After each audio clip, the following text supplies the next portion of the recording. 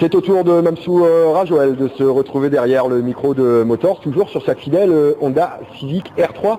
Tu es le premier vainqueur de la Coupe Groupe R. Quoi qu'il arrive, c'est ton nom qui restera le premier gravé dans cette nouvelle coupe. Oui, effectivement, oui, ça, c'était, on avait lancé le Groupe R avec Dominique et on tient toujours. Bon, cette année, tu restes sur la même catégorie, toujours en Groupe R, toujours dans la classe 3, avec une voiture qui a été revue toutefois et corrigée.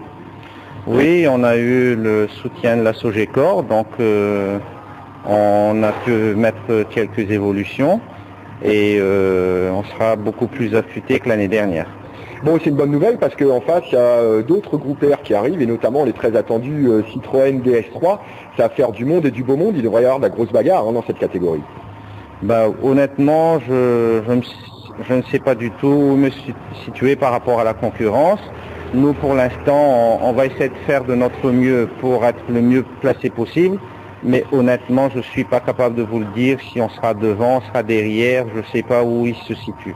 Bon, alors un mot sur cette Honda Civic R3 qui t'avait permis d'emporter, donc je répète, la première coupe Groupe R, c'était en 2009. L'année dernière, c'était une année un petit peu complexe. On rappelle que des Honda Civic, il n'y en a pas énormément en compétition. Et parlons clairement, tu dois définir les évolutions tout seul et trouver des solutions techniques et technologiques. Oui, effectivement, oui, puisqu'il n'y en a pas 250 comme nos concurrents qui roulent. On est peut-être une trentaine. Et beaucoup de déclinaisons sur la piste d'ailleurs, en rallye il n'y en a vraiment pas beaucoup. Effectivement oui, mais on a pu quand même prouver qu'on joue toujours avec la tête du groupe R, donc on est quand même fiers de démontrer qu'on est capable de faire quelque chose, de développer quand même une voiture, même on est à 10 000 km de l'Europe.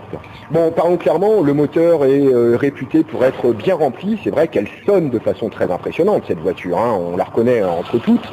Le moteur a l'air bien plein, c'est l'air de marcher. Là où le bas blesse, et c'est la clé de la réussite à La Réunion, c'est vraiment le développement châssis. Et alors là, tu t'es retrouvé un petit peu esselé.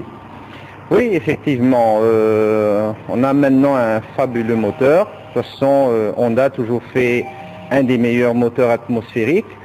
Maintenant, on a évolué aussi à ce point au niveau de la liaison sol et surtout pour faire passer au sol, on était un petit peu à la traîne quand ce sont des spéciales un peu plus lentes, donc on avait besoin toujours des relances. Et maintenant, je pense qu'on sera vraiment aidé par rapport qu'on a mis un couple court pour cette année et comme maintenant en motrice, donc j'espère que ce sera vraiment quelque chose de bien dans les spéciales lents. À mon avis, dans les spéciales rapides, il n'y aura pas vraiment une grande différence puisque elle était toujours dans le coup quand c'était du rapide. C'est dans le long que j'ai envie de savoir où je me situe. Bon, clairement, la clé à La Réunion, c'est pouvoir passer une cavalerie au sol, ce qui n'est pas toujours le plus simple. Tu as, semble-t-il, trouvé des solutions techniques. Reste à les valider par le chrono, puisque les essais ne pourront jamais être remplacés par la course réelle. Ben, effectivement, oui, puisque sur le papier, on avait une première qui allait près de 77 km/h, donc c'est très très très long.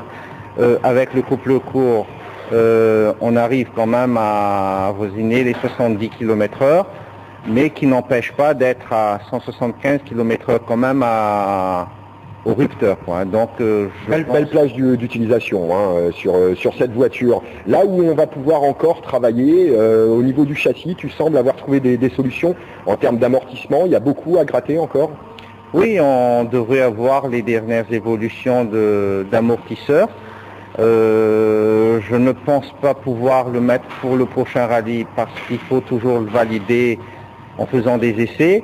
Et vu qu'on est quand même à 15 jours du rallye, c'est un peu risqué de mettre des nouveaux setups sans l'avoir validé. D'autant que cette épreuve va être particulière, les radiers uniquement à parcourir dans tous les sens.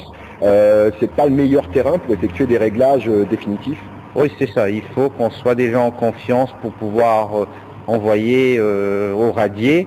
Et c'est pour ça je voudrais être sage de prendre la bonne décision, de rouler avec le même setup châssis, mais par contre donc avec les 260 chevaux.